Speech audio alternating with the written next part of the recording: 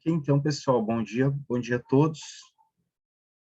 Quero agradecer, então, antes de mais nada, o curso de Ciências Biológicas pelo convite, por oportunizar que eu esteja participando, colaborando com a semana acadêmica do curso de Ciências Biológicas. Meu nome, então, é Vinícius, eu sou docente na instituição aí desde 2016 e, mais uma vez, vou estar através de um minicurso, através de um bate-papo, na verdade, né, com a semana acadêmica. Bom,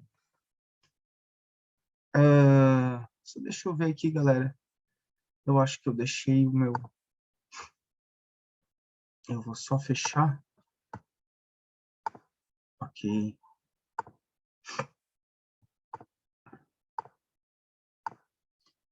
Então, a ideia é que a gente tenha um bate-papo a respeito de conceitos básicos voltados para a bacteriologia clínica, né? Voltados para uma microbiologia clínica, mas de forma muito mais específica, muito mais enfática. Vamos enfatizar a parte de bacteriologia com vocês, tá? Então, a primeira ideia que nós temos que ter é a respeito de agente etiológico, tá, gente? Isso é muito importante que vocês tenham em mente. Dentro desse nosso contexto, agente etiológico é qualquer micro-organismo ou vírus, né? Porque eu não vou ficar entrando nesse detalhe de se vírus é um organismo vivo ou não, mas qualquer micro-organismo e também um vírus que é capaz de causar um processo infeccioso, tá? Então, pode ser vírus, pode ser fungo, pode ser parasita. E agora, né, se vocês observaram nas últimas semanas, talvez na última semana, noticiou-se, né, em Minas Gerais, a doença da vaca louca, tá? Que ela é uma doença priônica, e prion é proteína, ok? Então, por exemplo, o agente etiológico causador da doença da vaca louca, que é uma encefalite que também pode acometer humanos, é uma proteína, ok? Então, agente etiológico, qualquer organismo que pode causar um processo infeccioso, capaz de causar um processo infeccioso, tá? Atualmente nós temos um agente etiológico muito discutido, que é, por exemplo, o SARS-CoV, né? O SARS-CoV é o agente causador da COVID-19, ok? Então, agente etiológico causador de doença. Atualmente, não necessariamente atualmente, mas assim, a gente tem a possibilidade de prevenir, ok? A prevenção de doenças, a prevenção de malefícios causados por agente etiológico, ela pode ser feita de basicamente 3 formas. Uma que atualmente é muito discutida é a questão de vacinação. Então, uma medida de prevenir infecções causadas por agentes etiológicos são as vacinas, certo? Temos vacinas para infecções causadas por bactérias, temos vacinas para infecções causadas por vírus, ok? Então, essas são medidas que previnem infecções, previnem doenças causadas por alguns agentes etiológicos. Algumas vacinas são de dose única, outras vacinas precisam de reforço, ok? Mas é uma medida extremamente importante e talvez é um dos principais fatores, tá, do aumento da expectativa de vida. Tá? Se a gente pensar aí, por exemplo, eu vou ser um pouco extremista, mas no período dos romanos, por exemplo, a expectativa de vida era o quê? 30 anos, ok? Hoje a expectativa de vida, ela gira em torno aí na casa dos 80 anos, sem sombra de dúvida, muito por causa das vacinas, tá? E outra medida importante que nós temos para evitar processos infecciosos, né? E veja bem, evitar e tratar processos infecciosos, porque a vacina, de forma geral, ela previne, né? Ela faz com que a gente crie uma certa imunidade. Agora, quando a gente fala em quimioprofilaxia, a gente está falando de antibiótico terapia, o uso de antibióticos, tá? Então, vamos imaginar 2 situações. Vou fazer um procedimento cirúrgico. Esse procedimento cirúrgico, por obviedade, vai acontecer dentro do ambiente hospitalar. É um procedimento cirúrgico, por exemplo, de abdômen, né, abdômen aberto, tórax aberto. É um procedimento, é uma cirurgia bem invasiva. E vou estar no ambiente hospitalar, óbvio, né? Interessante, importante fazer um uso preventivo, profilático de antibióticos? Sim. Por quê?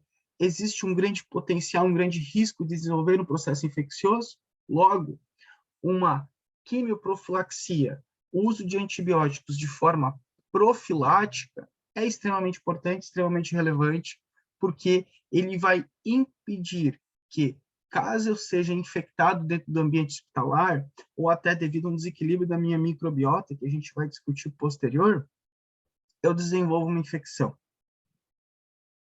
Caso venha a desenvolver, existem antibióticos, fármacos, né, que podem, então, combater a infecção. Então, nós temos dois momentos. Nós temos uma antibiótico terapia preventiva, ok? E nós temos, então, uma antibiótico terapia que vai realmente realizar, vai, de forma efetiva, fazer o tratamento do processo infeccioso. Lembrando que nós temos, quando eu falo de antibióticos, eu estou falando de um composto químico natural, semissintético ou totalmente sintético, que vai atuar no combate de processos infecciosos, seja por bactérias, seja por fungos, seja por eumintos ou por protozoários, ok? Agora, se eu falar antibacterianos, eu estou sendo bem específico, né? Algum fármaco que vai atuar sobre bactérias. Se eu falar sobre antifúngico, eu estou falando de forma específica sobre um fármaco que vai atuar sobre fungos, antieumíntico e assim por diante, tá?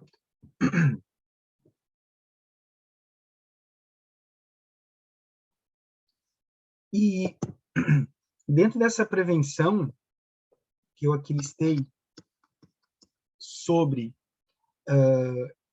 agentes etiológicos, nós temos, por último, essa atenção com a vetorização, ou fomites. O exemplo mais clássico que eu posso dar para vocês é maçaneta de porta, né? Imagina, e o melhor exemplo é o ambiente hospitalar. Vou no ambiente hospitalar fazer uma visita, ou por algum motivo eu tenho que transitar no ambiente hospitalar. Tem alguns locais ali que são locais onde as pessoas acabam encostando, acabam tocando com muita frequência, né? Então, todos esses locais são passíveis ou são grandes potenciais de vetorizar micro-organismos. Uma pessoa, por exemplo, espirra, bota a mão na maçaneta da porta, depois eu vou lá e coloco, depois uma outra pessoa passa e coloca a mão e coça o olho. Então, isso acaba vetorizando, tá? Acaba transmitindo agentes etiológicos e, por exemplo, bactérias acabam muitas vezes resistindo por um bom período de tempo nesses locais e, consequentemente, infectando, contaminando, tá? Colonizando, a gente vai ver esses conceitos, outros indivíduos e evoluindo, em alguns casos, para processos infecciosos. Então, a atenção com a possível vetorização, possíveis fomites, tá? Ela é extremamente importante, tá? Fechando isso, então, ó, agente etiológico, qualquer patógeno, né? Qualquer organismo ou micro-organismo capaz de causar processos infecciosos. Entretanto, nós temos medidas importantes que previnem que a gente desenvolva um processo infeccioso, que são vacinas, quimioprofilaxia, atenção com vetorização. Aí, claro, a gente poderia entrar na questão de ter um sistema imune capaz, ser um indivíduo rígido, tá? Mas essas três questões, elas são bem relevantes. Bom, quando a gente também vai discutir um agente etiológico, ou vai conversar sobre um agente etiológico, nós temos a seguinte situação. Nós temos um conceito de virulência e patogenicidade. Virulência é a capacidade que o agente etiológico tem de gerar uma doença grave e fatal, tá? Então, Quando o indivíduo adquire um processo infeccioso, por exemplo, por cólera,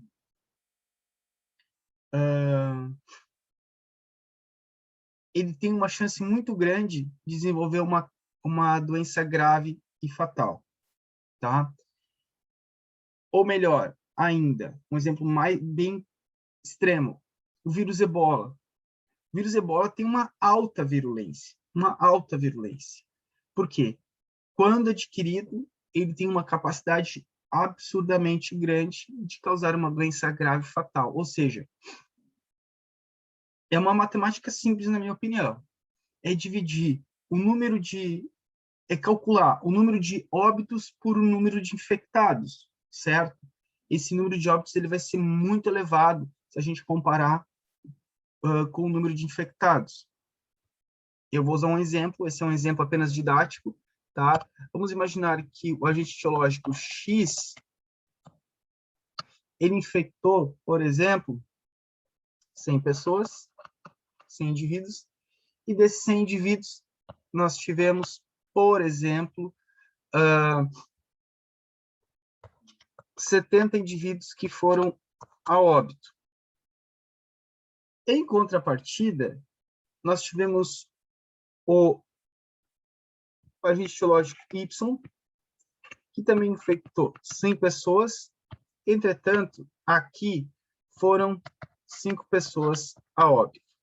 Ou seja, a virulência, quando o agente etiológico causa infecção e tem uma alta virulência, o número de óbitos ele é muito maior, tá? E a patogenicidade é aquela capacidade que ele tem de causar doença, mas o número de letalidade, a morbidade causada, tá?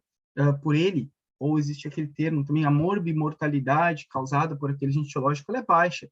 Por exemplo, um vírus, por exemplo, um resfriado, vamos dizer assim, um resfriado, tá?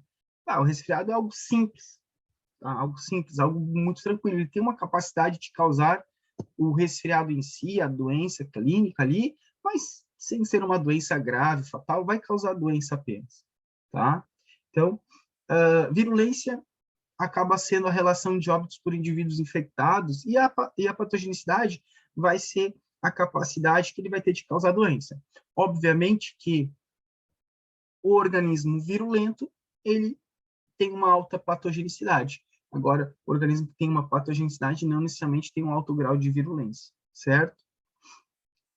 E, por fim, nós temos essa questão do período de incubação, que vai ser a infecção até o surgimento dos sintomas, tá? Então, nós temos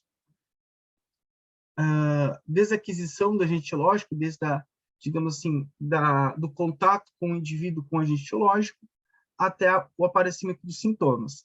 É óbvio que aqui, esse período de incubação ele vai ter uma variação, principalmente devido ao quê? Ao sistema imunológico do indivíduo que está sendo infectado, a carga microbiana ou a carga viral, né? Por exemplo, se eu tiver contato com um vírus, é diferente de eu ter contato com 10 vírus. Ou se eu tiver contato com 10 vírus, é diferente de eu ter contato com 100 vírus, certo? Então, nós temos o sistema imune do indivíduo, ou o estado imunológico do indivíduo que está sendo infectado, a carga microbiana que está infectando esse indivíduo, e, claro, tem algumas questões que são estudadas também, que é a viabilidade bioquímica / fisiológica do agente etiológico. Se eu for infectado por uma bactéria que está ali no ambiente, uma bactéria que está meio mal das pernas, digamos assim, bioquímica, fisiologicamente, já está um microorganismo, entre aspas, velho, é diferente de eu pegar ou adquirir um microorganismo que está com o seu sistema bioquímico fisiológico, com a sua característica fisiológica em pleno vapor, tá? Então, isso acaba sendo um combinado de situações, um combinado de questões que acabam fazendo com que o período de incubação seja maior ou menor. Mas existe um padrão? Claro que existe, tá? Claro que existe. Dependendo do mecanismo estudado, tu vai ter normalmente o início dos sintomas depois de 3 dias, depois de 4 dias, depois de 2 dias, depois de 7 dias, enfim, tá? Mas essas questões de carga, situação imunológica do indivíduo, e esses outros exemplos que eu passei para vocês, sem sombra de dúvida, são situações que são importantes e relevantes e devem sempre ser levadas em consideração. Tá? E, claro, dentro desse slide, caberia também a questão de predisposição genética do indivíduo ao agente etiológico, se o indivíduo, por exemplo, faz uso de faz corticoterapia, ou seja, faz uso de corticoides que acabam imunossuprimindo o sistema imunológico, enfim, existem várias situações que a gente sempre deve avaliar. Nós não trabalhamos numa área exata, né? A gente não é da ciência exata, a gente é da biologia, então existem várias situações que poderiam ser pontuadas, mas dentro dessa ideia básica temos já informações bem legais aqui. Seguindo, nós temos aqui uma comparação básica, sabe, entre micro-organismos de interesse médico, de importância e relevância médica. Por que eu digo que é uma comparação básica? Porque se a gente for pegar, por exemplo, e fazer um estudo de vírus, digamos assim, vamos estudar os vírus que acometem trato respiratório, né? Alguns livros, inclusive, tem uma divisão assim, vamos estudar nesses capítulos os vírus respiratórios, depois os vírus que acometem o sistema nervoso, depois os vírus que acometem o trato gastrointestinal, depois vírus que acometem o sistema urogenital e assim por diante. Então, se a gente pegar dentro dos vírus, fizer um estudo, a gente vai ver que existe uma variação muito grande, tá? Mesma coisa, bactérias.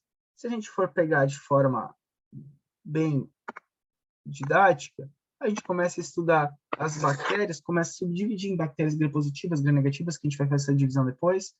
Enfim, a gente tem ainda subdivisões sobre as características de todos esses micro-organismos, mas com uma comparação geral, esse quadro é interessante, tá? E eu não vou pontuar todas as situações, mas vou pontuar aquelas que mais chamam a atenção, tá? Então, a primeira delas é o seguinte, pessoal, a questão de célula. Vocês sabem, né, que o vírus ele é considerado um parasita intracelular obrigatório, né? O vírus é um parasita intracelular obrigatório.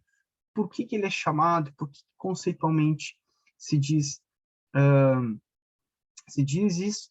Porque ele normalmente precisa, certo? Ou sempre necessita de uma célula ou do material bioquímico fisiológico da célula do indivíduo que ele está infectando para manter o seu metabolismo, tá?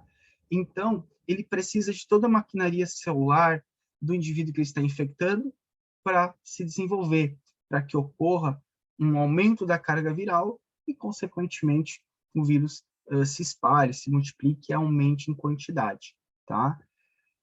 Se a gente olhar os outros aqui, ó, nós temos as bactérias, são organismos celulares, né? Unicelulares, mas são celulares, fungos também são celulares. Protozoários e helmintos são celulares, tá?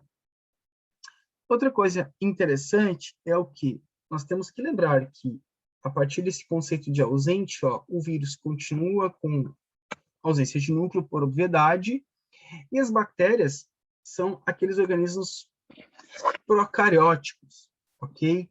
Procarióticos é só separar aqui, ó. Pró é pré, antes da carioteca. Né? Se vocês lembrarem, a membrana nuclear já foi chamada de carioteca. Até eu já escuto às vezes alguns professores falando da carioteca, que é a membrana que delimita ali o núcleo. Bactérias não têm um núcleo delimitado, o material genético está disperso por toda a célula. Agora, fungos e protozoários e helmintos têm o seu núcleo muito bem caracterizado, né? Muito bem organizado e delimitado, tá? Bom, ainda, quanto a algumas organelas, o ribossomo, que é uma organela celular relacionada com síntese proteica, como vocês bem sabem, ele é ausente em vírus, né? O vírus vai utilizar o ribossomo da célula que ele está infectando, ok? Enquanto os outros organismos têm ribossomos. Com destaque aqui, ó, ao ribossomo bacteriano, que ele é chamado de um ribossomo 70S. E é um ribossomo diferente, ó, é um ribossomo diferente do ribossomo fúngico, do ribossomo que é encontrado em protozoários e homintos, e inclusive diferente do ribossomo animal, né? Porque o ribossomo animal também é um ribossomo 80S, tá? Mas, como função, biologicamente falando, é a mesma coisa. É síntese proteica, tá, pessoal? E para finalizar aqui, ó, existem algumas situações de motilidade. Vírus não apresenta nenhum tipo de motilidade, não se movimenta, tá? Bactérias, algumas apresentam motilidade, outras são imóveis. Inclusive, a questão de algumas bactérias ter ou não motilidade é uma forma que a gente consegue identificá-las em testes bioquímicos em nível laboratorial, tá? Fungo não se movimenta, não tem movimento, não tem estruturas que possibilitam movimento, e a grande parte, a grande maioria de eumintos e protozoários se movimentam, apresentam motilidade, tá? Então, existem algumas diferenças básicas, e essa tabela depois pode ser estudada por vocês, né, caracterizando cada um desses organismos, lembrando que são informações básicas que visam e buscam uma comparação entre alguns agentes etiológicos conhecidos. Tá?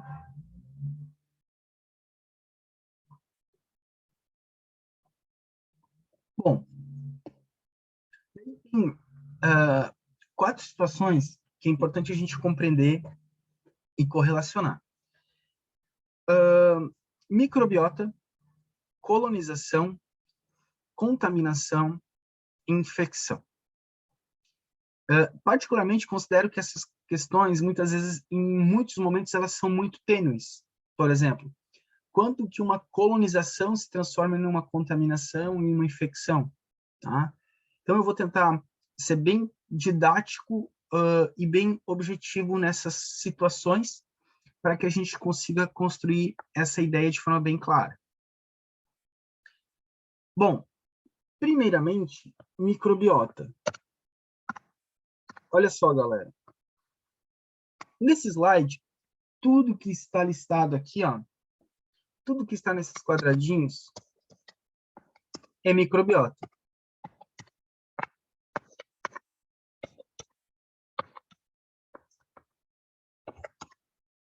Já ouvi em aula de um professor que nós temos 2 quilos de bactérias ao longo do trato gastrointestinal.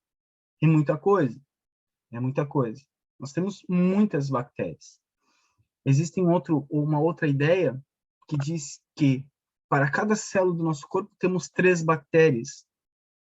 Então, a nossa microbiota ela é muito rica. Então, nós temos, como vocês podem observar, microbiota na conjuntiva, microbiota na orelha, microbiota no nariz, microbiota na mucosa, na cavidade oral, perdão, microbiota estomacal e assim por diante. Nós temos micro-organismos que vivem no nosso corpo sem nos causar nenhum problema, tá?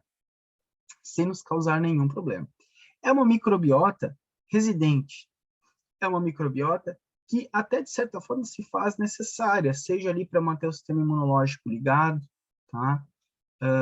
Seja para inviabilizar que micro-organismos externos adentrem ou nos colonizem de forma prejudicial, tá? E é importante dizer que essa microbiota também, se vocês observarem, não tem um único grupo de micro-organismos. Eu vou dar um breve zoom aqui para vocês, ó. Vamos lá. Por exemplo, olha a microbiota aqui da orofaringe, por exemplo. Várias bactérias, certo? Inclusive fungos, ó, levedura, cândida. Então, nós temos uma quantidade grande de micro-organismos ali presentes.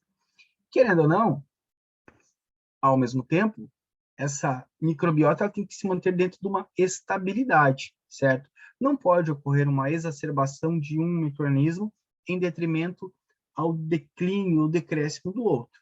Não. todos esses micro-organismos que nós listamos aqui, eles têm que se manter de forma harmônica, ok? Bom,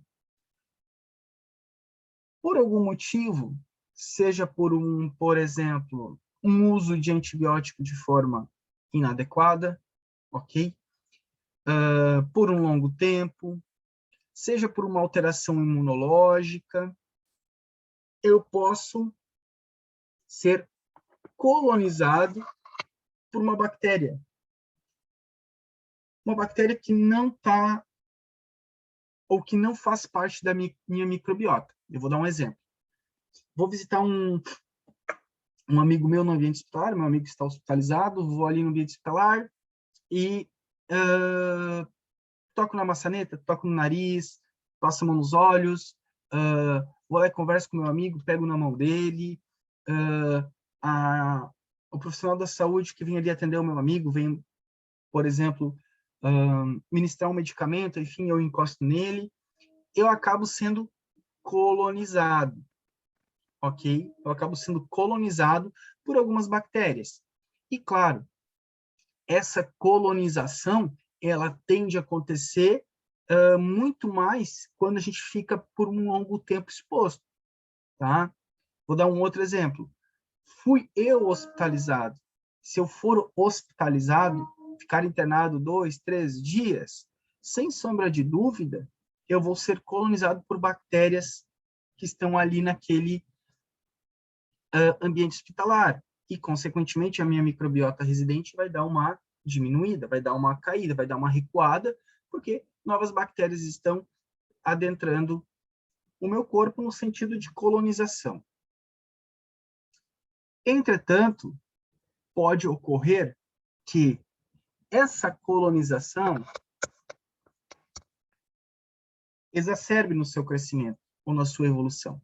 Comece a aumentar em quantidade bacteriana. E essa colonização acaba se tornando uma contaminação. Eu estou colonizado, contaminado agora por uma bactéria exógena. Quando eu uso exógena, é uma bactéria que foi adquirida no ambiente hospitalar, né? E o ambiente hospitalar é o melhor exemplo que eu tenho para dar para vocês. E se, por exemplo, eu for um indivíduo imunossuprimido, fazendo uso de antibiótico de amplo espectro, e lembrando que eu adquiri essa bactéria no ambiente hospitalar, essa colonização, que depois acabou sendo uma contaminação, evolui para um processo infeccioso. Eu acabo adquirindo ou desenvolvendo um processo de infecção, tá? Professor, poderíamos pular o processo de contaminação, a palavra contaminação, e de uma colonização para evoluir para uma infecção? Poderíamos, tá? Mas, como eu já escutei esse termo em algumas palestras e algumas aulas de outros professores, eu coloquei, tá, para que eu tente ser um pouquinho mais didático para vocês. Então, temos a nossa microbiota e ela acaba até repelindo, de certa forma, que outros micro-organismos colonizem e, consequentemente, causem um processo infeccioso, tá? Bom, se eu for colonizado por um agente estranho, uma outra bactéria, a minha microbiota ela pode, digamos assim, expelir ou inviabilizar, seria o termo mais adequado, inviabilizar que essa bactéria se prolifere? Sim, mas em alguns casos, essa colonização é por uma bactéria com fatores de virulência bem elevados, é uma bactéria que resiste a alguns fármacos e, consequentemente, essa colonização ela sim pode evoluir para um processo de infecção, tá? Claro, é importante destacar que, olha só, eu vou fazer um zoom rapidamente aqui.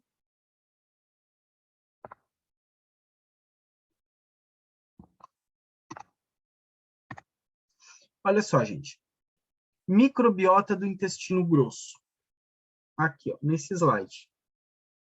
Se vocês observarem, nós temos aqui, ó, Escherichia coli, Klebsiella, Proteus, Enterococcus, Streptococcus, enfim.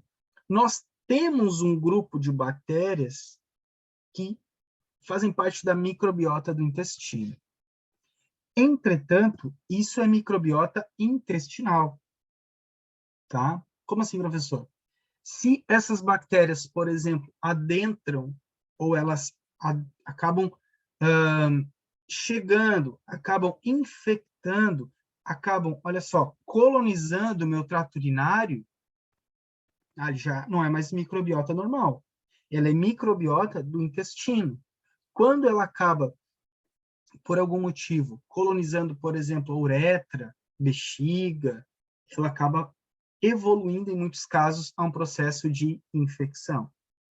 Então, a microbiota residente, a microbiota, ela é muito específica na sua localização, ok? A microbiota, ela tem local e sistema específico. O que é microbiota, por exemplo, no meu intestino, não é microbiota no meu sistema urogenital.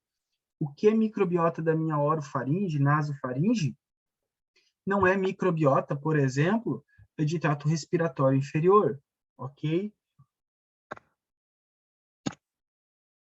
Olha só, existem alguma parte da população, ela tem como microbiota Streptococcus pneumoniae, do nariz, da cavidade nasal, da nasofaringe. Entretanto, se sabe que Streptococcus pneumoniae, por mais que existe vacina para ele pode evoluir, pode causar uma pneumonia grave. Então, ela é microbiota, mas dependendo de circunstâncias, de localização que essa bactéria vai parar, estado imunológico do indivíduo, virulência do agente etiológico, aquilo que era uma microbiota no meu corpo pode evoluir para um processo infeccioso, tá? Então, essa ideia também tem que ficar bem clara para vocês. Em resumo, microbiota faz parte do meu corpo. Entretanto, eu posso ser colonizado por bactérias que não fazem parte da microbiota, certo? Isso pode evoluir para um processo infeccioso. Ao mesmo tempo que a microbiota, por ser residente de determinado sítio, de determinado local, quando essa microbiota sai desse ambiente, quando essa microbiota, digamos assim, que é do intestino, acaba alcançando outro sistema urinário, é o melhor exemplo que eu posso dar para vocês, sem sombra de dúvida, isso pode evoluir para um processo de infecção e vai necessitar aí de tratamento. Tá bom, pessoal? Seguindo, então nós temos esse exemplo aqui, ó. Nós temos um estágio de suscetibilidade. O estágio de suscetibilidade do indivíduo pode ser o quê? Pode ser medicação, né? Tá fazendo uso de corticoides que está imunodeprimindo, está fazendo o uso de antibiótico terapia de amplo espectro, tá? E quando eu falo um antibiótico de amplo espectro, é um antibiótico que vai matar todas as bactérias, inclusive microbiota, e isso é ruim, porque bactérias externas podem me colonizar e, consequentemente, evoluir de forma mais tranquila e mais rápida, tá? Então, eu tenho um estágio de suscetibilidade, tá? E, consequentemente, eu tenho a exposição. Fui exposto ao agente etiológico. Como, professor? Galera, pode ter sido por, eu fui vetorizado, toquei num fômite, fui hospitalizado e inicialmente fui colonizado por uma bactéria do ambiente hospitalar que evoluiu para uma infecção. Covid, tive contato com uma pessoa que estava com Covid, consequentemente, ela espirrou perto de mim, gotículas acabaram alcançando meu trato respiratório, tá? Então, tive exposição. Essa doença, normalmente, ela se inicia num quadro subclínico, que é o mesmo que a gente encontra aqui, ó. Então, esse estágio subclínico, galera, é mais ou menos assim, ó. Uma febrícula, um mal-estar, certo? Sabe aquele dia que tu acorda assim meio jururu? Subclínico. Febre, uma febrícula, né? Um mal-estar, enfim. Entretanto, é algo que muitas vezes nós passamos e o sistema imunológico aqui, ó, ele dá conta, certo? Ele dá conta. Ou seja, é aquele momento em que eu fui exposto, tá aqui, né, a exposição, tá aqui a exposição, ó. Fui exposto ao agente etiológico, entretanto, meu sistema imune conseguiu ir lá e não vai te manifestar, não. Tu vai ficar bem quietinho aqui, vem aqui, vamos conversar, o sistema imunológico já vem, os APCs já vêm, linfócitos, morresse. Até tem um resquício, doença subclínica, mas, teoricamente, não chega a evoluir, ó, a início de alterações patológicas, modificações patológicas, não, tá? Entretanto, em alguns indivíduos, o processo evolui, onde os sintomas mais clássicos relacionados ao agente etiológico adquirido se manifestam. Vamos lá. O exemplo que eu vou dar para vocês. Covid. Tem muitas pessoas que vão ficar nesse período subclínico. Muitas pessoas ficaram nesse período subclínico. É o quê? Eu tive uma febre com uns tempos ali, um mal-estar e tal. Aí passou 2 dias, eu melhorei, e vim fazer o teste para ver se eu tenho anticorpo, porque um colega meu naquele tempo também teve Covid, e a pessoa depois descobre que tem anticorpos, ou seja, ela ficou num estágio subclínico. Agora, tem indivíduos que têm o aparecimento dos sintomas de forma mais exacerbada. Perderam o olfato, perderam o paladar, diarreia, febre. Aí teve aqueles que aconteceu o quê? Que teve a questão do mal-estar sistêmico, a falta de ar, porque o vírus acabou alcançando o trato respiratório inferior, tá? E, muitas vezes, é só depois do aparecimento dos sintomas que existe o diagnóstico. Porque, claro, a queixa num período subclínico de uma infecção, principalmente bacteriana, mas também de outros micro-organismos, ela é muito vaga.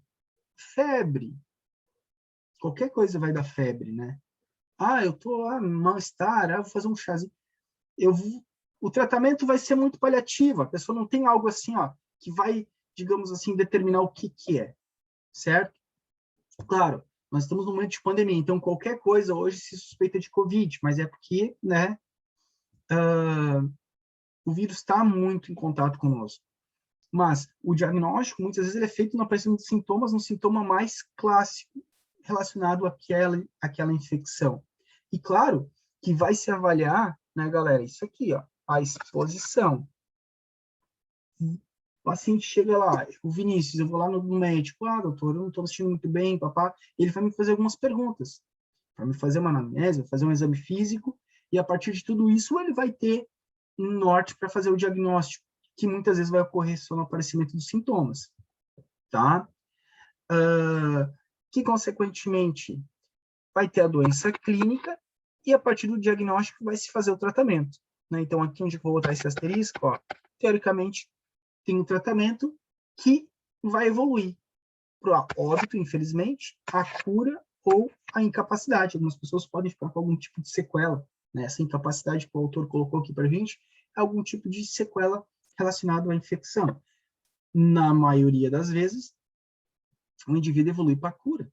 Né? Claro que vai depender do quê? Do grau de patogenicidade e virulência do agente etiológico que a gente viu nos slides anteriores. Mas, a maioria das vezes, vai evoluir para a cura. Tá?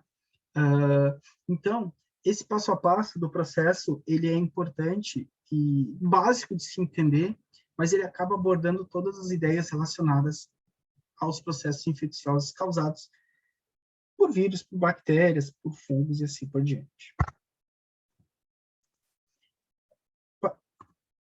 Então, ó, em outras palavras, nós temos a exposição aos patógenos, e daí, de novo, repetindo o que a gente já sabe.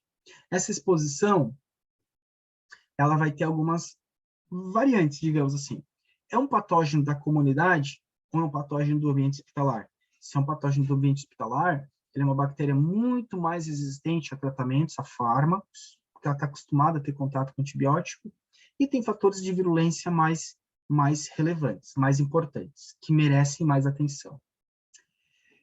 Qual a carga microbiana dessa exposição? Eu estou sendo exposto a um patógeno ou a 10. E quando eu falo, não é 10 diferentes. Por exemplo, assim, ó, vou circular aqui, eu tenho um coquinho. Eu estou sendo exposto a um coquinho, que é o que eu circulei em vermelho ali, ó. Vou até botar uma flechinha para vocês, ó. Eu estou exposto a um destes ou a 1000 destes. A carga microbiana é importante, a origem é importante, como eu falei, se é do ambiente hospitalar ou comunitário, e qual que é a minha suscetibilidade a esse agente biológico, que ela pode ser de caráter genético.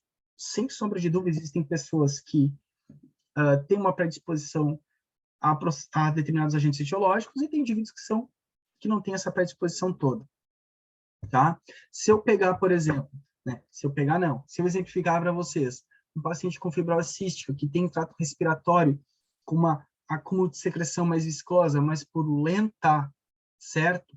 E isso vai facilitar e muito, olha só, a adesão de bactérias nessa mucosa do que um indivíduo que não tem fibrose cística, tá? Claro que já é uma doença de base, uma doença genética, né? Mas isso facilita o processo de adesão bacteriana.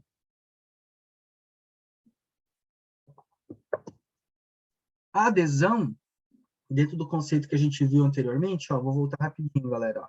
Dentro dessa ideia aqui, ó, teria uma colonização agora, tá? Teria este evento aqui, ó. Então, fui colonizado, a bactéria aderiu ali, fez a adesão seria, colou ali, certo? Até que ela não cola, né, pessoal? Mas fixou ali, vai se iniciar o processo de invasão. E para que ela consiga invadir, pensem da seguinte maneira. A bactéria, isto é uma bactéria, ok? A bactéria tem a capacidade de produzir toxinas, que eu vou fazer, olha só, gente, vou pintar, fazer umas bolinhas em preto aqui, ó. Aqui, dentro da bactéria. Ela tem a capacidade de produzir toxinas que vão ser ejetadas da célula e vão viabilizar o processo de invasão, certo? Professor, mas nós não temos imunoglobulinas de mucosa? Sim, claro que temos, mas, certo? Bactéria também tem formas de driblar, digamos assim, essas imunoglobulinas de mucosa. A partir da invasão, a bactéria vai começar a colonizar. Observe que de uma eu já tenho várias e crescer. E daí tem um fator importante, gente, que também está na tabela anterior, mas eu não me detive a isso.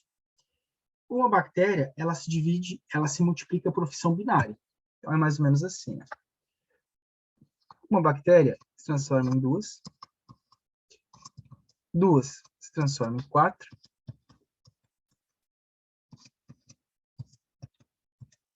quatro se transforma a 8, e assim por diante. Ou seja, um crescimento exponencial. Em condições ideais, de temperatura, nutrientes disponíveis, enfim, em condições ideais para a bactéria, isso acontece de 20 em 20 minutos. Todas as bactérias, não, né, galera? Não, isso, tudo que eu vou falar aqui não é uma regra, existem especificidades. Tá? Mas, de forma geral, essas bactérias de importância médica, de relevância médica, elas conseguem de 20 em 20 minutos. Ah, professor, eu achei de 30 em 30. Tudo bem, é mesmo assim muito rápido. Elas fazem essa divisão celular, essa multiplicação, em questões de minutos. Então, eu não sou bom em matemática, mas se tu for exposto, por exemplo, tá? Eu nem vou exagerar na carga exposta. Se for exposto a 20 bactérias, opa, só um pouquinho que meu 20 não ficou legal aqui. Ó, daqui não ficou legal, mas vai seguir. A 20 bactérias, depois calculem aí, galera. Fazem um log, certo? Para ver em 2 horas quantas bactérias vão estar presentes, tá? Então é uma evolução muito rápida, ok? Que ela vai colonizar e crescer. E em cada fase dessa aqui, ó, quando ela se divide, eu vou traçar um risquinho vermelho aqui para vocês, ó. Vou traçar um risquinho vermelho para vocês aqui, ó. Em cada vez que ela se divide, que ela se multiplica, ela produz aqui, ó, produção de fatores de virulência, que acabam sendo isso é muito interessante, acaba sendo resto do próprio metabolismo dela, e acaba sendo eliminado no ambiente. Quando eu falo no ambiente, dentro desse local de crescimento dela aqui, ó, né? Dentro desse local de crescimento dela, de multiplicação, isso acaba levando a eventos de toxicidade. Os efeitos da toxina são locais sistêmicos. Como assim toxina, professor? Aqui, ó. Isso que eu desenhei para vocês aqui, ó. Isso acaba favorecendo a invasividade, certo? A bactéria acaba invadindo, certo? Crescimento adicional no sítio original e em sítios distantes. Esses em sítios distantes, gente, lembrem que tem bactérias que têm motilidade e tem bactérias, galera, que vão utilizar a corrente sanguínea, o sistema linfático, para se dispersar, para se locomover. E, consequentemente, ó, quando a bactéria chega em sítios adicionais, novamente ela inicia o processo de multiplicação, adesão, invasão e assim sucessivamente. Logo, o dano tecidual e a doença acontece, tá? Então, esse processo, ele depende de tudo que a gente conversou até agora. Desde o primeiro slide lá, de que tipo de agente fisiológico que é, certo? Vamos imaginar, eu estou fazendo uma profilaxia, uma antibiótico terapia preventiva, estou. Então, quando eu for exposto, a chance de evoluir para um processo, a chance dessa cascata de eventos acontecer, ela diminui. Não é que ela não vai acontecer, mas ela diminui, tá? Então, levem tudo isso em consideração para vocês poderem conseguir fechar o raciocínio de vocês, tá? Bom, e aqui do lado eu botei uma bactéria, eu listei uma bactéria para vocês, tá? E é interessante porque, ó, eu vou puxar uma flechinha, algumas flechinhas, só para a gente fazer algumas anotações, não de tudo, mas basicamente de quatro situações, ó. A primeira delas é o seguinte, essa adesão que vocês estão vendo aqui, ó, ela é muito influenciada pela bactéria ter essas fímbrias, tá? O que são fímbrias? Isso aqui, ó, galera, esses pelinhos aqui, ó, tá? Isso são fímbrias. Isso confere, tá? Confere uma capacidade que a bactéria vai ter de, ó, de se fixar, certo? Em mucosas, em superfícies, certo? Essa outra situação aqui, ó, de onde é que tá aqui? Onde é que tá aqui? Ó, crescimento adicional em sítios originais ou em sítios distantes, se dá também pela capacidade da bactéria se locomover, tá? Então, ó, isso são flagelos. São flagelos. Tem bactérias que é aflagelada, né? Aflagelada, não flagelo, ela é imóvel. Nesse caso, é uma bactéria móvel, então ela consegue se locomover.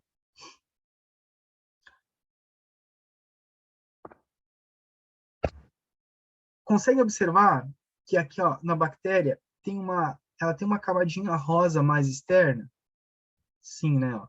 Ela tem essa camadinha rosa mais externa, depois tem a parede celular que é esse marrom e a membrana celular que tem amarelo. Essa parte mais externa rosa aqui, gente, é uma cápsula. É uma cápsula, tá? E a cápsula, ela é como se fosse uma gelatina que auxilia a bactéria a colar em pele, em mucosas. Então, junto com as fímbrias e a cápsula, a bactéria consegue ficar bem fixada, certo? Bem firmemente aderida, o que auxilia ela a esse processo posterior, que é o de invasão, tá? E, por último, e talvez um dos mais importantes, é esse aqui, ó, gente. Essa estrutura genética aqui, ó, esse material genético, que é o plasmídio, que, observem, este é o material genético da bactéria, é o cromossomo bacteriano. Bactérias normalmente têm um cromossomo circular, tá? Este aqui, ó, é o DNA acessório, é um plasmídio. E é no plasmídio que, na maioria das vezes, as bactérias têm ou apresentam fatores de virulência e capacidade de resistência a antibióticos, certo? Então, o plasmídio, esse DNA acessório, ele não é um DNA que codifica, por exemplo, componentes ou compostos estruturais da célula. Mas ali nós temos genes relacionados a fatores de virulência, tá? A capacidade, por exemplo, dela produzir determinada toxina ou não, a capacidade dela resistir a alguns antibióticos ou não. Tá, professor? Então, no cromossomo principal dela não tem nenhum gene que favorece ao processo de infecção? Sim, tá? Existem genes cromossomais, sem sombra de dúvida. Mas o plasmídio, ele sempre, tá, vai merecer atenção. Ele é muito estudado, principalmente porque, olha só, didaticamente aqui tem outra bactéria.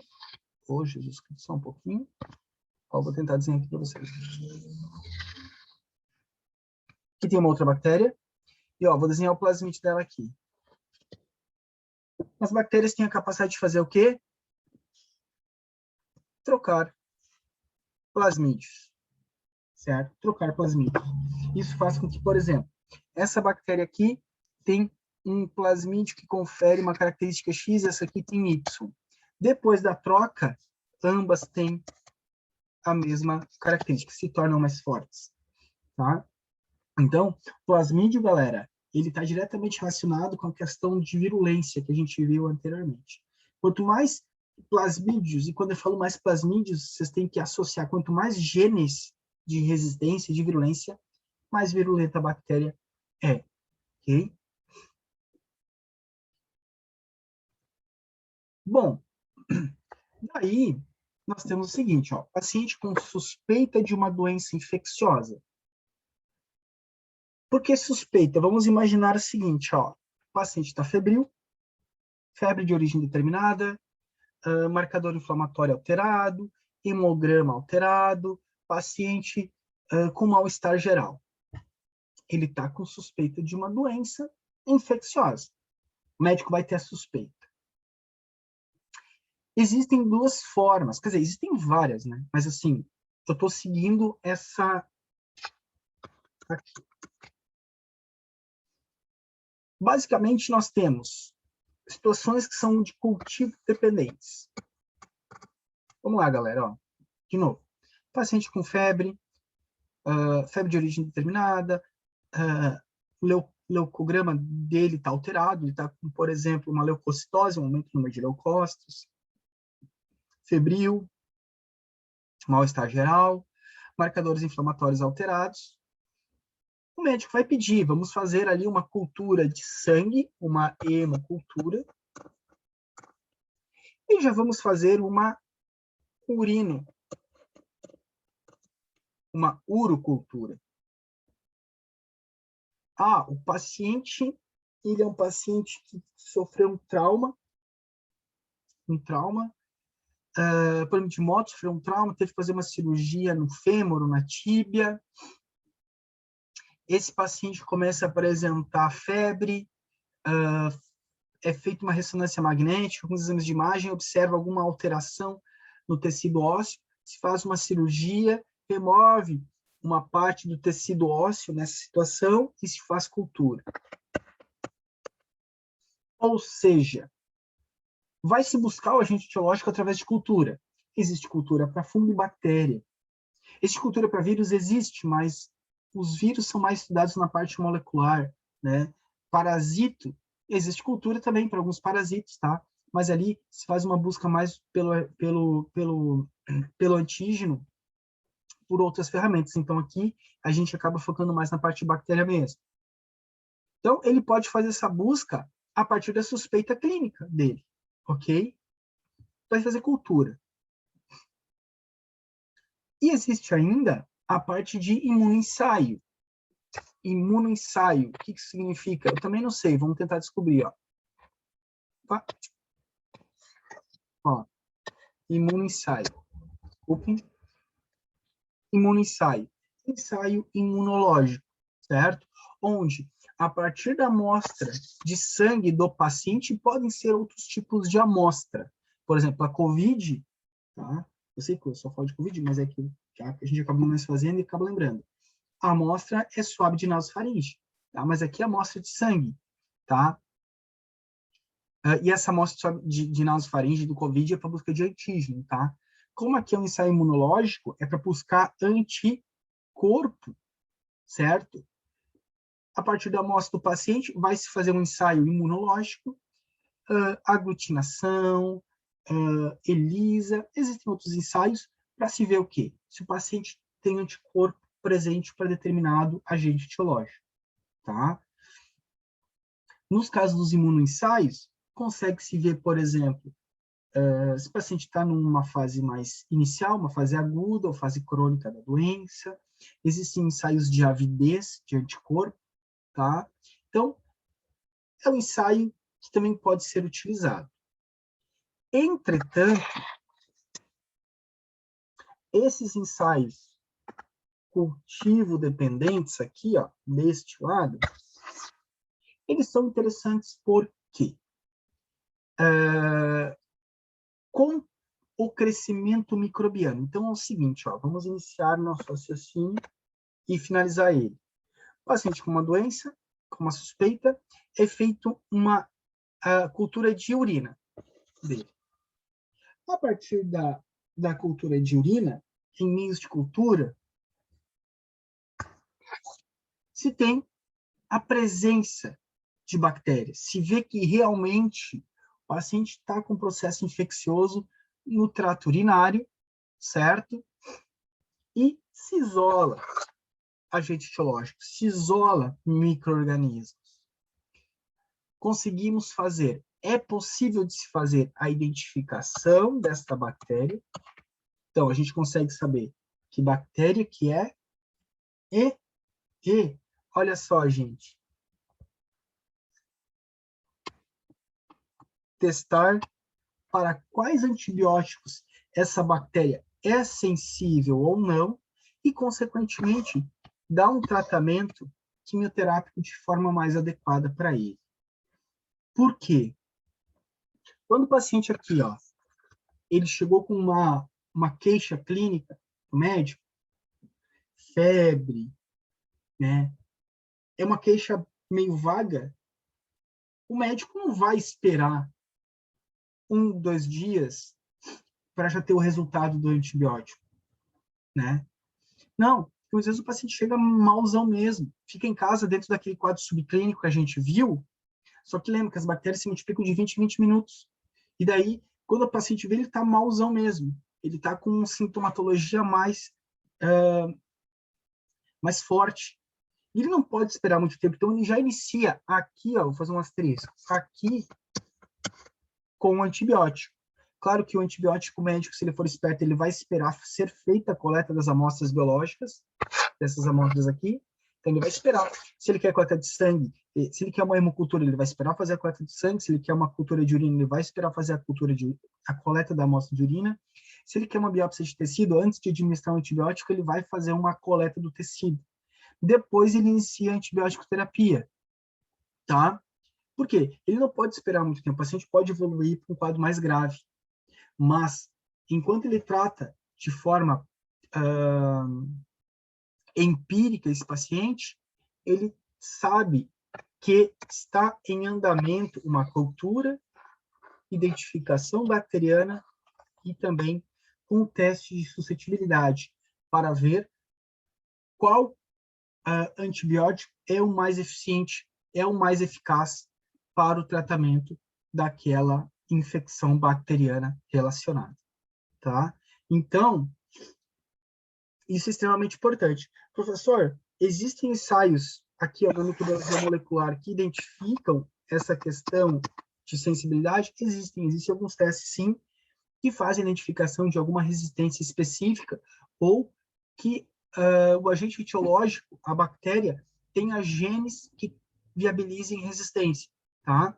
Mas o que é amplamente empregado, aquilo que é mais realizado, estudado, sem sombra de dúvida, é esse teste de sensibilidade, tá, pessoal? Então, esse é um passo a passo bem importante, bem interessante, e sugiro que, se possível, imprimam esse material para que hoje à noite, na parte prática, a gente faça alguma discussão e tire alguma dúvida pontual. Bom, seguindo, a gente chega aqui nos agentes etiológicos, né, nas bactérias. Por quê? Olha só, vou voltar rapidamente aqui. Se eu conseguir. Aqui, consegui. Olha só, gente. Vamos imaginar que o paciente, ele teve um trauma, braço, no antebraço.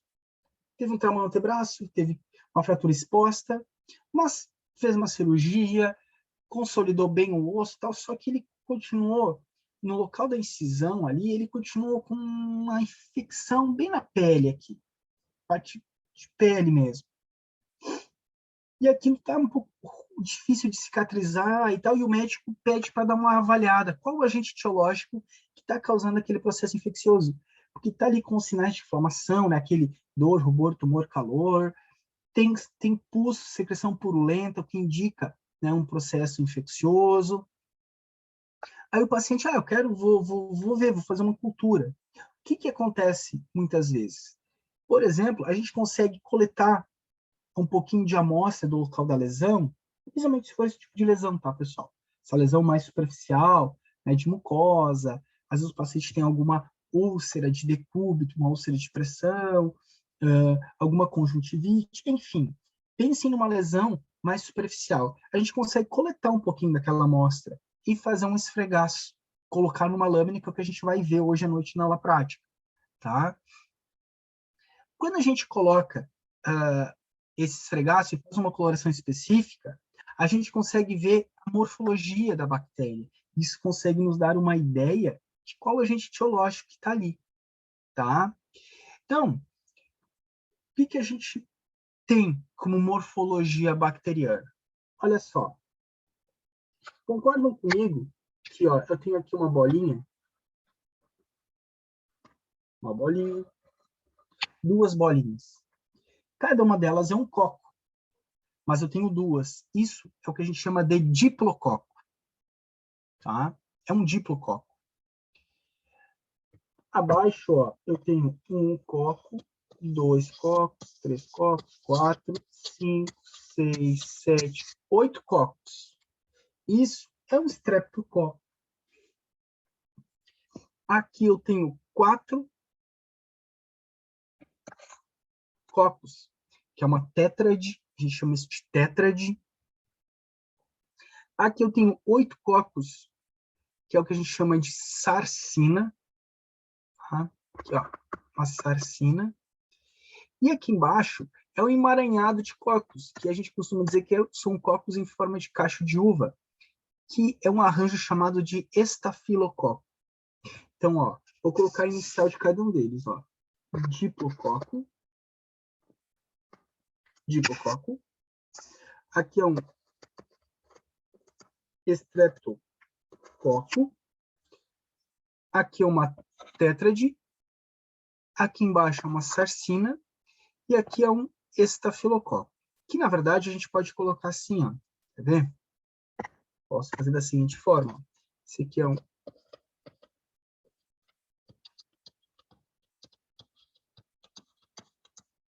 estreptococo.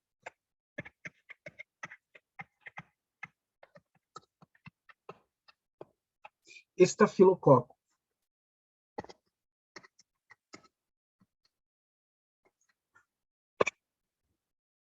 Diplococo, ok?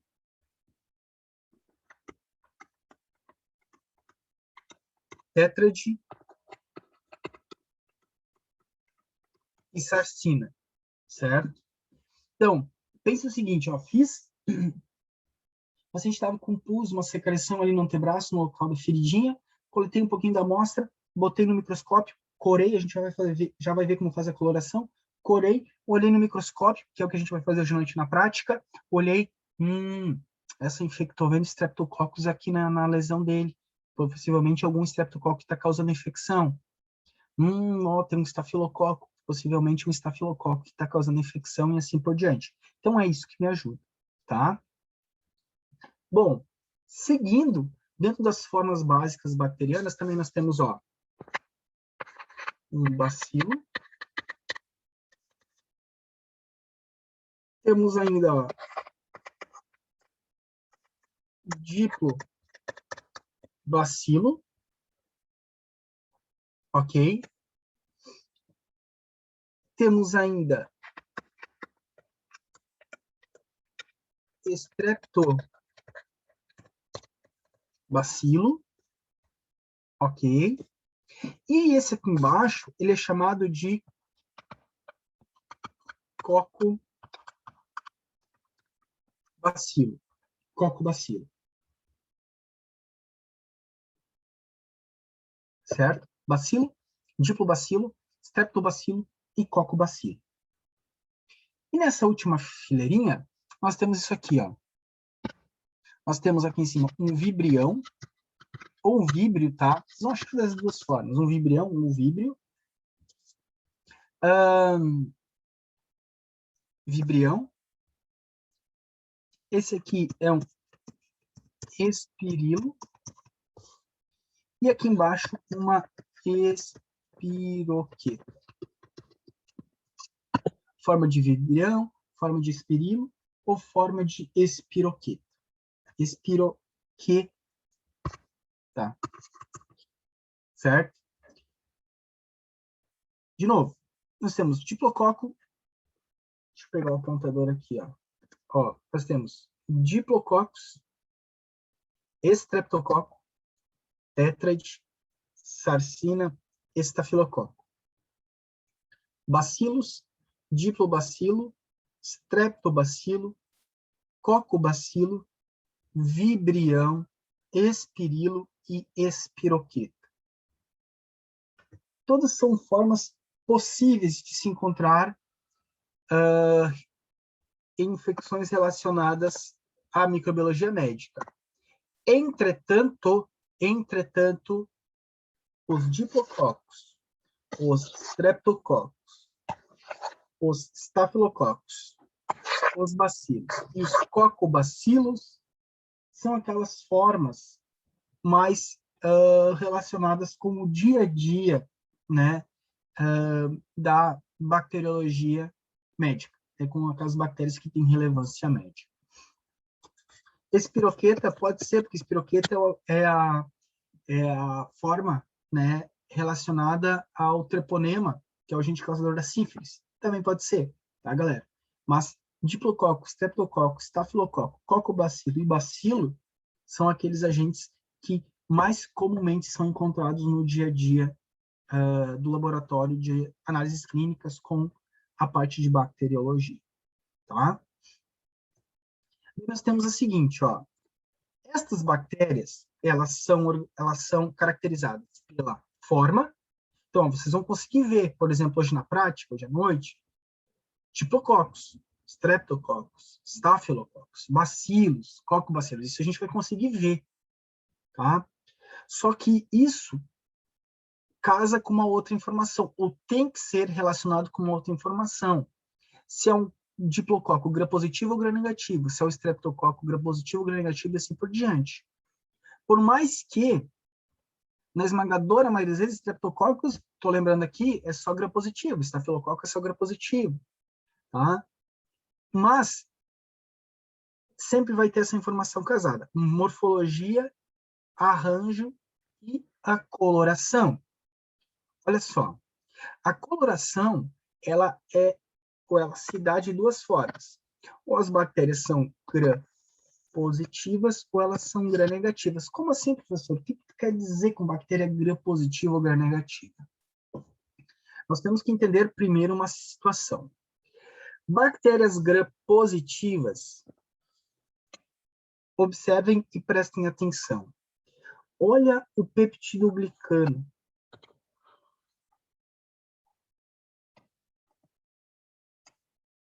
Bactérias gram-positivas, ou que se coram em gram-positivo, bactérias que, após coloração de gram, prestem atenção, bactérias que, após coloração de gram, após passarem pelo processo de coloração de gram, se coram como gram-positivas, elas têm na sua parede celular uma quantidade maior. O peptidoglicano dela é muito mais espesso do que se eu comparar observem aqui, ó, o peptidoglicano de bactérias gram-negativas. Esse é o ponto-chave. Por quê? Porque no passo a passo da coloração de gram, que a gente vai ver depois, o que acontece? A parte, ou os primeiros passos ali da coloração de gram, que é pelo cristal violeta, né, e também pelo Lugol, eles vão corar a bactéria gram-positiva, certo? Já as bactérias gram-negativas, elas vão se corar pela safranina, por exemplo, tá? Pela safranina. Então, existem essas peculiaridades, mas qual que é a informação que eu preciso que vocês gravem, tá? E agora eu vou começar de forma bem didática. Bactérias que se coram, vejam bem, não é que ela é gram-positiva ou gram-negativa, que ela se cora em gram-positiva, ou que após coloração de gram, a gente pode afirmar que ela é gram-positiva, ela apresenta uma grande quantidade de peptidoglicano na sua parede celular, tá? Apresenta. E, além disso, ela tem, isso é mais fofoca, tá?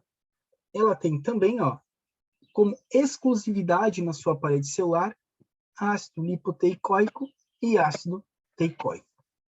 Em outras palavras, ácido lipoteicoico e ácido teicoico são estruturas exclusivas de bactérias gram-positivas, ou que, quando coradas pela coloração de gram, se tornam gram-positivas. Tá? Agora, quando eu vou para bactérias gram-negativas, o que eu tenho aqui? Ó? Eu tenho uma pequena quantidade de peptidoglicano quando eu comparo ela com bactérias gram-positivas, certo? E, olha só, gente, eu tenho um espaço periplasmático, tá? Que é esse espaço que a gente encontra aqui, ó. Vou pintar.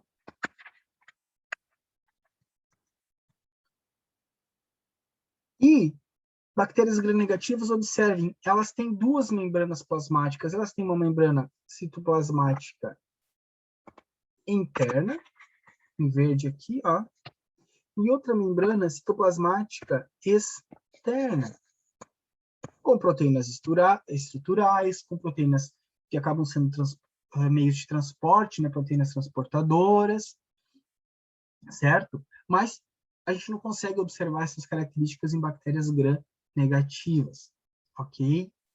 Perdão, em bactérias gram-positivas, certo? Então, seria interessante que vocês, como atividade pós-curso teórico hoje pela manhã, montassem uma tabela sobre características observadas única e exclusivamente em bactérias gram-positivas, em nível de parede, e bactérias gram-negativas. Tá, gente? É uma atividade interessante para vocês fixar essa questão. Mas, para encerrar, o ponto-chave que vai determinar se uma bactéria ela vai se corar como gram-positiva ou gram-negativa é a quantidade de peptidoglicano que nós temos em bactérias gram-positivas em comparação da quantidade de peptidoglicano que nós temos em bactérias gram-negativas. Tá? Isso vai definir, depois da coloração de gram, se ela vai ficar roxo ou vai ficar rosa ou vermelho, enfim. Daí nós temos aqui, ó, o passo a passo da coloração de gram. Então, lembram do paciente que teve o trauma do braço, que fez a cirurgia, deu tudo certo, mas estava ainda com uma secreção purulenta no local da cirurgia. Tinha um pouquinho de pus ali, foi feita uma higienização ali do local, e foi pega uma amostra mais profunda ali, e foi coletado para ver, fazer cultura, fazer antibiograma, mas também para fazer um esfregaço sanguíneo, para a gente poder, então, avaliar que tipo de bactéria que estaria presente, certo? Através da morfologia e também pela coloração. Então, olha só, foi pego a lâmina, foi colocado a amostra na lâmina e depois de colocado essa amostra na lâmina, ela foi fixada, a gente seca ela no calor, pessoal. Coloca em contato aí com uma superfície um pouquinho quente e deixa uns 5 minutos, ela já fixa a amostra, tá? Bom, Passo a passo da cloração de grão é algo muito simples. É algo que, ó, inicialmente, passo 1, eu vou colocar aqui, deixa eu pegar a canetinha. Ó, passo 1. Passo 1, a gente utiliza um corante chamado de cristal violeta, certo? Cristal violeta. E o cristal violeta, ele fica por 1 minuto em contato com a amostra, como vocês estão vendo aqui. 1 minuto. Então, a amostra está fixada, coloco o cristal violeta ali, e ele fica por 1 minuto em contato com a amostra. Cronometrado, bem bonitinho. Tá? Passou esse período, pessoal, de 1 minuto, quando estiver lá nos 55 segundos, a gente já fica com a lâmina na mão, deu 1 minutinho, inverte, retira o corante, passa de forma bem gentil uma água para remover o excesso de corante, seca ela, certo? Claro que tu não vai esfregar onde a amostra está fixada, né? Mas seca e, ó, no passo 2, depois que ela estiver seca, a gente, novamente, por 1 minuto, adiciona um segundo corante, que na verdade não é um corante, é um mordente, que a gente chama que é o Lugol, tá? Prestem atenção. O cristal violeta, que ficou 1 minuto, ele está dentro da bactéria, ó. Observem aqui, ó. Ele está lá no citoplasma bacteriano. Quando eu adicionei o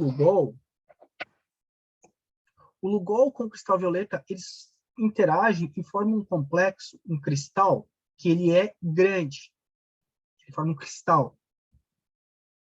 E essa interação química que ocorre entre o cristal violeta e o Lugol devido à parede de bactérias gram-positivas ser bem espessa, lembra que ela é bem espessa? O que acontece? Quando eu vou aqui para o passo 3, que é quando eu vou descorar a minha amostra, calma, descorar em partes, o que acontece? Aqui, ó, eu utilizo uma solução que é chamada de álcool acetona, ou álcool cetona, tanto faz. Álcool acetona, álcool... Deixa eu botar assim de uma forma mais...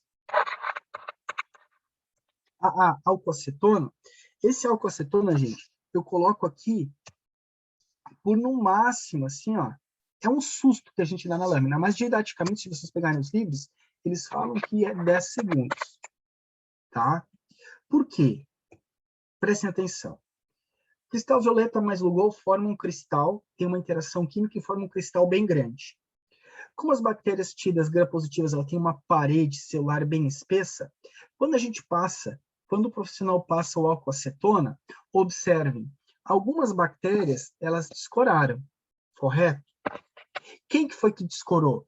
Foram as gram-negativas. Por quê? Porque as gram-negativas têm uma parede de peptidoglicano menor.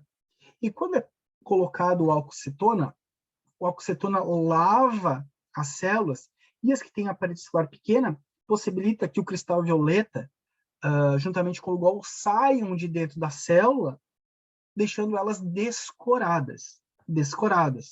Só fica corado o que tem a parede celular bem grande, bem espessa, de peptidoglicano. E no último passo, gente, aqui ó, no passo 4, a gente coloca a safranina, tá? Que é o corante que vai corar aquelas bactérias que foram descoradas pelo álcool acetona, certo? A gente utiliza, então, o safranina, tá? Ou fucsina também pode ser utilizado, tá? Esse aqui, ele fica por 30 segundos. Por quê? Porque ele vai corar as bactérias que estão descoradas. Até se vocês fizerem olharem aqui, ó, corou tudo. O Lugol manteve-se tudo corado. Quando passou-se o álcool acetona, escorou apenas o quê?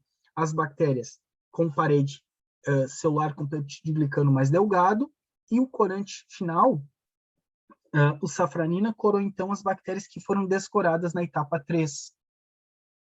E, de novo, por que umas descoraram, não? Descorou as bactérias que têm parede mais delgada, que são as tidas gram-negativas, aquelas que vão corar em rosa no processo de coloração de GRAN. Em resumo, a coloração de GRAN tem 4 etapas: cristal violeta, Lugol, álcool-acetona e safranina, certo? E, entre todas essas etapas, a gente pode lavar com água, tirar o excesso, certo? O importante é respeitar o período de cada corante, a ordem por obviedade de cada corante, certo? Que a gente vai fazer isso na prática hoje à noite. E, consequentemente, ter um pouquinho de sorte, como eu costumo dizer, para a coloração ficar bem legal, onde a gente vai conseguir observar a forma e coloração. Daí, ó, observem comigo. Vou começar com essa do meio que está mais tranquila. Gente, em preto ou roxo é gram positivo. Em rosa ou vermelho é gram negativo. Então, observem, ó, vou deixar a minha mãozinha aqui. Ó, nós temos aqui um bacilo gram negativo. É um bacilinho rosa, gram negativo. Um bacilo gram negativo, um bacilo gram negativo. Na verdade, assim, tudo que tem rosa aqui é bacilo gram negativo. Ah, professor, mas tem umas que estão mais compridinhas, outras que estão mais fininhas, tem umas que estão emendadas, que são diplobacilos. Galera, pensem que a amostra foi colocada ali. Então, muitas vezes a estrutura ela fica um pouco contorcida, tá? E em gram positivo, se vocês observarem, é tudo bolinhas. Só que aqui é nítido, se vocês voltarem num slide depois ali, ó, que nós temos um grupo de estafilococo, tá? Em caixa de uva, ó, estafilococos, cocos gram positivos em forma de caixa de uva, que é o estafilococo, tá? Então nós temos aqui tanto gram positivos quanto gram negativas. Qual que tem a parede de peptídeo clorano mais espessa? As gram positivas, por isso que elas ficaram dessa cor, ok? Se eu for aqui para o lado, mostrar para vocês, ó, nós temos cocos em fila indiana. Observem, ó, uma corrente aqui, ó, uma corrente. Aqui eu tenho uma corrente. Isso é o quê? É estreptococo, certo? Ah, professor, mas tem uns diplococo aqui. Concordo com vocês, tem uns diplococo, mas eu não posso focar digamos assim, naquilo que está em menor quantidade. O que destaca aqui? Agrupamentos de streptococcus. É o que a gente tem aqui na imagem. É gram positivo? É, porque é roxo, é preto, né? São coquinhos? São. Eles estão em fila indiana? Eles estão um atrás do outro? Em forma de corrente? Estão. Streptococcus. Tá? E aqui, ó, observem. Tudo que nós temos aqui são leucócitos, ó, gente. Onde é que eu estou passando com a minha mão? Leucócito, leucócito, leucócito, leucócito, leucócito, leucócito, leucócito. E aqui nos leucócitos, dentro dos leucócitos, que até porque foram fagocitados, né? Dentro, em alguns casos aqui fora, ó, nós temos diplococos gram-negativos.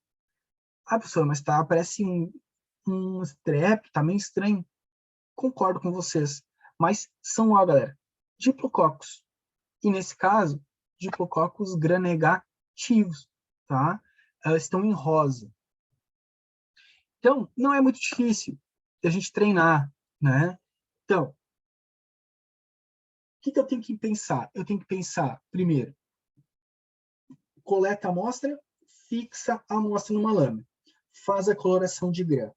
A partir da estrutura que a bactéria apresenta, e, de novo, parede celular, peptidoglicano, quantidade de peptidoglicano, isso vai fazer com que o resultado da coloração me mostre se a bactéria é gram-positiva ou se a bactéria é gram-negativa, tá?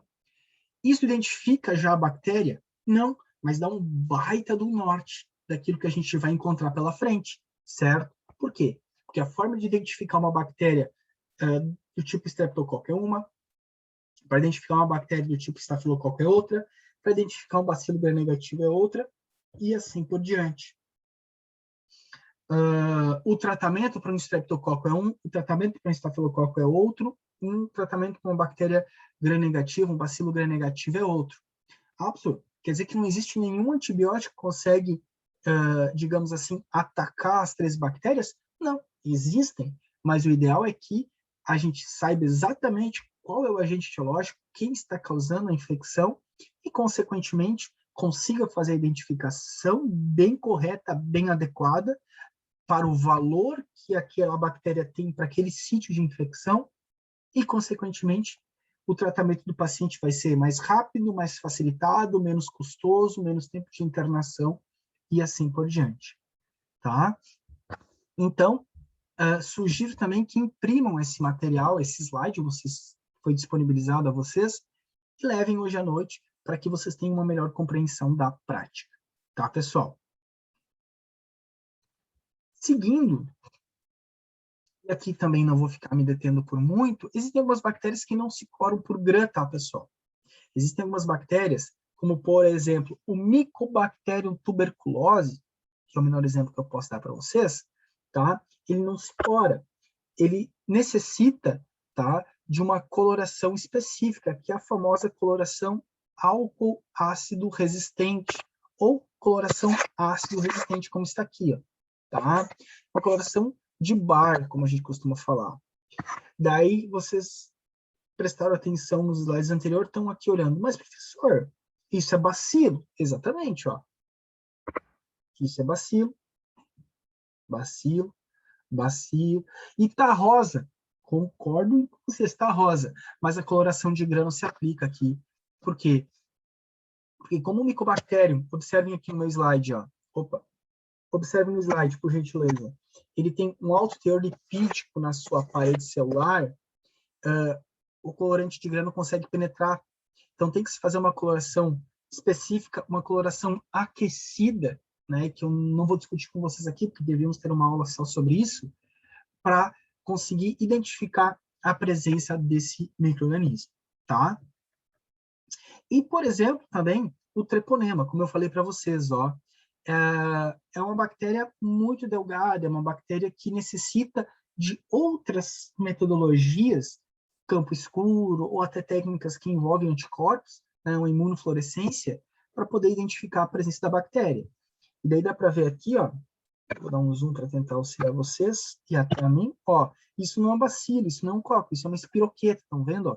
Que ela parece um saca-rolha, né? Inclusive, ela se movimenta dessa forma. Ela tem um flagelo, galera, que o flagelo, ele gira, a bactéria gira em torno de um eixo, que é o flagelo, e se movimenta, né? Então, existem outras técnicas, uma coloração por bar, ou então uma coloração, uma caracterização por campo escuro, imunofluorescência, que possibilita aí a identificação bacteriana, e existem outras técnicas, outras metodologias que também a gente não vai discutir aqui, tá? Porque o foco, principalmente da prática de hoje à noite, é ver essa coloração de grã, tá?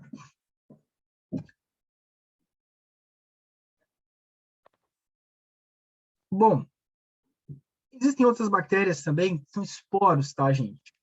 Por que que eu quis citar aqui para vocês os esporos? Porque esporo bacteriano é uma forma, é uma bactéria interessante porque ela é uma bactéria extremamente resistente, tá? É uma bactéria que muitas vezes está no ambiente, ok? E ela pode causar infecções, principalmente, olha só, em ferimentos contaminados, tá? O melhor exemplo para vocês é o Clostridium tetani e Clostridium perfringens, tá? Então, essas bactérias, elas estão no ambiente, e quando a gente acaba se cortando, acaba se lesionando, por exemplo, assim, pisar num prego, ou se machucar com, por exemplo, metal enferrujado, essa bactéria que está em forma de esporo no ambiente, acaba adentrando o ferimento e se multiplicando. Principalmente por quê? Porque essa bactéria, ela tem um metabolismo mais ativo com a tensão de oxigênio mais baixa, certo? Então, são peculiaridades de outras bactérias de interesse médico que também eu quis apenas listar aqui para vocês saberem que existem, tá? Mas precisaríamos ter uma aula somente sobre esse grupo bacteriano para a gente poder discutir com mais eficiência, tá? Mas pensem da seguinte maneira, a bactéria está no ambiente e está com o metabolismo praticamente zerado. Ela está com uma forma de resistência. Quando consegue alcançar um sítio, quando consegue, por exemplo, adentrar um ferimento, devido à tensão baixa de oxigênio, ela consegue otimizar o seu metabolismo, se multiplicar e, consequentemente, fazer a liberação de toxinas e causar o processo infeccioso. Tá? E, por fim, olha só, nós temos, levando em consideração que a bactéria ela foi identificada, tem que ser feito um teste de um antibiograma, como a gente costuma dizer. Tá? E o que esse teste ele avalia? Ele avalia se o antibiótico ele é eficiente contra a bactéria que foi isolada, tá? Contra a bactéria, contra o agente etiológico que estava causando determinado processo infeccioso. Então, o que acontece? Olha só, essa é uma placa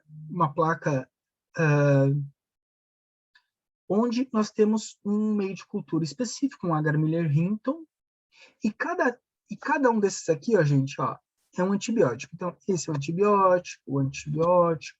Cada disquinho desses é um antibiótico, tá bom? Cada um deles é um antibiótico. Então, nesse disco eu tenho, ó, 1, 2, 3, 4, 5, 6, 7, 8, 9, 10. Eu tenho 12 antibióticos diferentes, certo? O que se espera? O que se espera de um antibiótico eficiente? Se espera que ele inviabilize o crescimento bacteriano. É isso que a gente espera, tá? E observem a frase embaixo, ó. Se o agente quimioterápico for efetivo contra um organismo testado, uma zona de inibição se formará ao redor do disco após um período de incubação, mais ou menos 18 horas. Esse é o período de incubação ideal.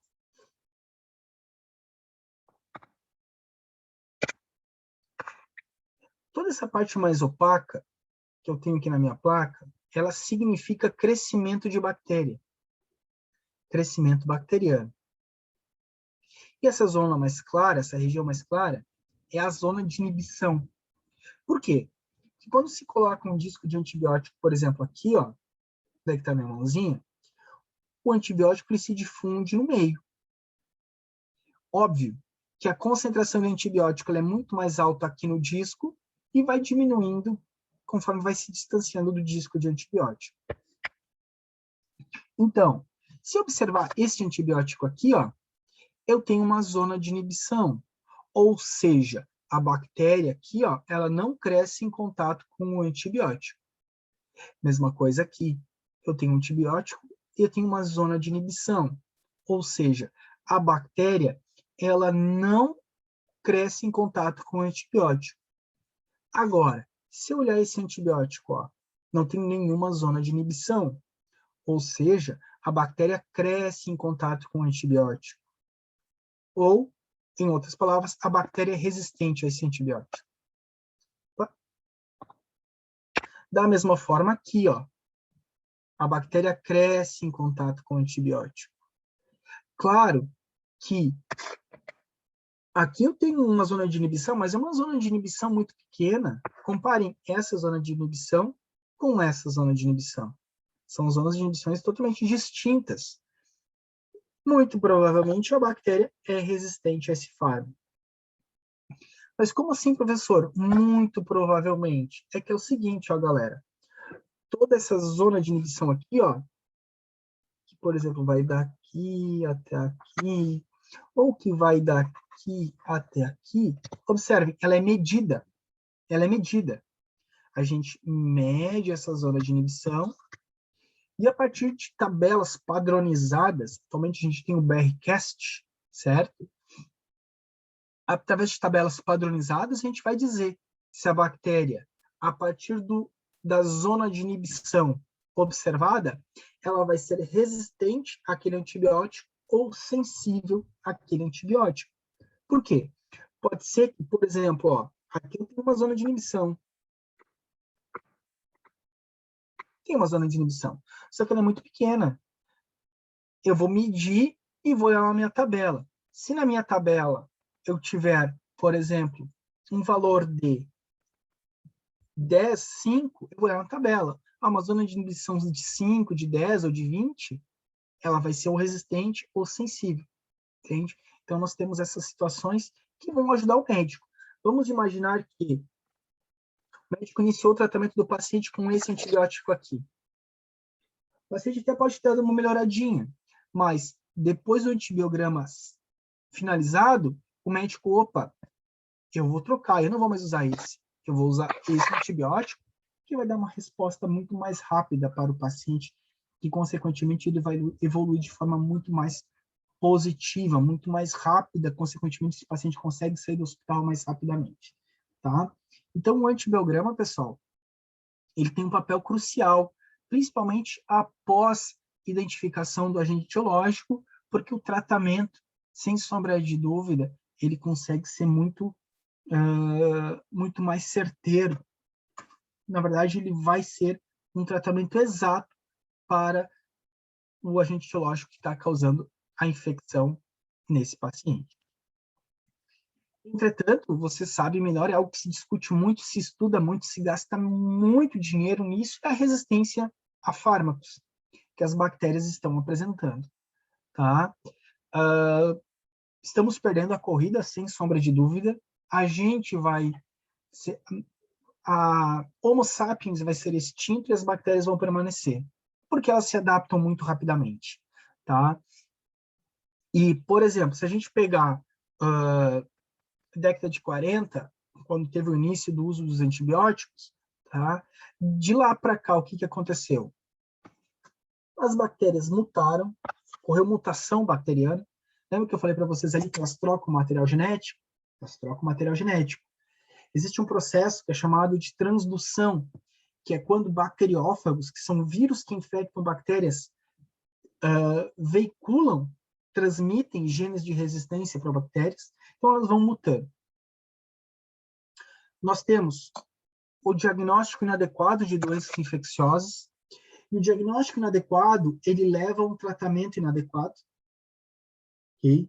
Isso também otimiza a mutação, porque a ideia da mutação é o seguinte, galera, a bactéria está de boas, só que daí eu vou lá e bombardeio ela com um antibiótico inadequado para a realidade dela, e uso um antibiótico que seria utilizado para gram positiva, mas ela é uma gram negativa. Isso vai induzindo a uma mutação, tá? Uso inapropriado de antibiótico, então vou usar de forma desorganizada, descontrolada, descabida, seja em dose, em dias. Quando o médico fala, ó, tem que usar por 7 dias e tu utiliza só por 2, o paciente utiliza só por 2, ou por 3, ou por 4, tá? O aumento indiscriminado de uso de antibióticos, até porque nós temos uma questão, por exemplo, o mesmo fármaco que eu utilizo numa pessoa, o princípio ativo é utilizado na pecuária, na suinocultura, isso tem um impacto também nas bactérias, tá? O aumento de hospitalização, imagina, num período de pandemia, quantas pessoas foram hospitalizadas? Quantas pessoas levaram bactérias para dentro do hospital e trouxeram bactérias de dentro do hospital para a comunidade, certo? Isso faz com que circule mais bactérias multiresistentes. Transferência gênica, tá? Como eu falei para vocês, os plasmídios, que são trocados, mostrei no slide anterior, entre bactérias num processo chamado de conjugação, faz com que as bactérias adquirem uma resistência. Os bacteriófagos, né, os fagos, eles, a partir de um processo de transdução, transmitem, acabam vetorizando genes de resistência de uma bactéria para outra, tá? Existe um outro processo que é chamado de transformação, galera, que é o seguinte: a bactéria, ela, quando encontra um material genético no ambiente, material genético de uma outra bactéria que morreu, que está ali, ela consegue, eu vou utilizar o termo fagocitar, mas o termo correto não é esse, mas ela consegue fagocitar esse material genético que está no ambiente, selecionar o que é de relevância para ela, tipo assim, esse gene eu já tenho, não quero. Esse gene eu não tenho. Incorpora o material genético dela, consequentemente ela se torna mais resistente. Tá? Então, o ciclo de resistência aos antimicrobianos, aos fármacos, ele está ocorrendo diariamente, constantemente. Então, nós temos, num processo infeccioso, esse grupo de bactérias que está causando a infecção. Após o uso de antibióticos, observem que as bactérias mais sensíveis já foram inviabilizadas. Entretanto, após o uso de antibiótico, ocorreu o quê? Ou uma mutação, ou ocorreu principalmente isso aqui, ó. Ocorreu um uso inapropriado do antimicrobiano e fez com que essas bactérias multiresistentes se multiplicassem. Agora só sobrou as multiresistentes, só sobrou aquelas que têm um tratamento mais difícil, um tratamento mais complicado, e, consequentemente, a infecção vai exacerbar, o processo vai se dificultar.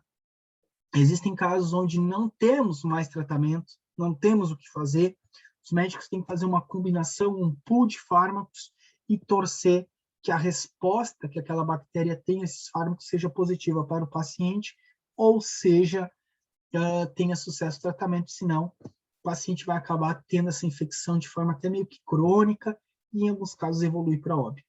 Tá? Então, se faz um estudo muito interessante, tá? Na busca de antibióticos. Existem alguns antibióticos que só são sintetizados no ambiente que a bactéria vive, tá, galera? Como assim, professor? Se observa que a bactéria produz determinado antibiótico, uma bactéria que está no solo, Streptomyces, por exemplo. Streptomyces produz muito antibiótico, só que se vê o quê? Que ela produz só no solo, só no ambiente que ela vive. Quando tenta trazer em ambiente laboratorial, a gente não se consegue ainda adquirir aquele fármaco. Então, é uma busca constante, é uma busca incessante. Por quê? Porque a resistência bacteriana, a resistência aos antibióticos, elas estão crescendo, estão evoluindo de uma maneira muito rápida e nós não estamos conseguindo acompanhar no sentido de produzir novos fármacos para identificar, para inviabilizar essas bactérias. Pessoal, então, finalizo aqui a minha apresentação. Novamente, agradeço a todos pela presença, pela participação. Agradeço ali a Cabil, né, pelo convite. É um mini curso, então é algo mais curto, algo mais objetivo. Eu fico à disposição para qualquer tipo de dúvida, esclarecimento, alguma coisa que não tenha ficado muito clara. Vou colocar aqui no chat o meu e-mail, tá?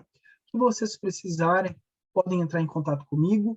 Sugiro que imprimam esse material e tentem levar hoje à noite para a prática, para a gente poder discutir alguma situação que não ficou clara, alguma anotação que acabou se perdendo, tá? Fico à disposição e, mais uma vez, agradeço e parabéns pelo evento. Obrigada, professor Vinícius. O Cabil agradece. Com certeza, esse curso foi muito rico e vai nos ajudar muito, né, durante o percorrer aí do nossa vida acadêmica. E o Cabil agradece. Não sei se a Caroline e a Sandy têm alguma questão, quer fazer algum comentário, se está tudo certo. Elas pegaram ali o finalzinho, né? Tudo certo. E os outros vão assistir, então, posteriormente. Então, mais uma vez, muito obrigada, Vinícius. E a gente se encontra à noite, então, na prática. Muito obrigada, tá? Ok, pessoal. Até a noite, então. Tchau, tchau.